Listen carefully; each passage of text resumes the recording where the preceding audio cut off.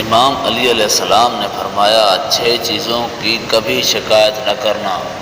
پہلا، قسمت کی۔ دوسرا، اولاد کے سامنے اپنے بڑوں کی۔ تیسرا، اپنا ذاتی مکان ہوتے ہوئے بھی اس کی تنگی کی۔ چوتھا، بھول کر یا جان بوجھ کر اپنے ماں باپ یا اپنے استاد کی۔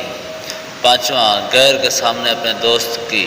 اور چھٹا، رخصت کرنے کے بعد مہمان کی، کیونکہ جو انسان ان 6 چیزوں کی شکایت کرتا ہے وہ اپنے ہاتھوں اپنا رزق، خوشحالی اور اپنی آنے والی دولت کو گنوا بیٹھتا ہے۔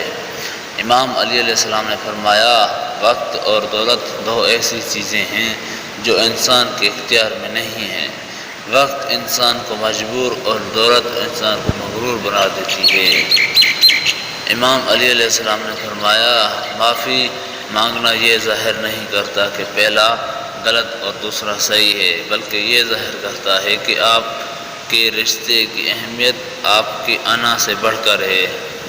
امام علی علیہ السلام نے فرمایا انسان کی تمام پریشانیاں 2 وجہ پر ہوتی ہیں، یا تو وقت سے پہلے چاہتا ہے یا تقدیر سے زیادہ چاہتا ہے۔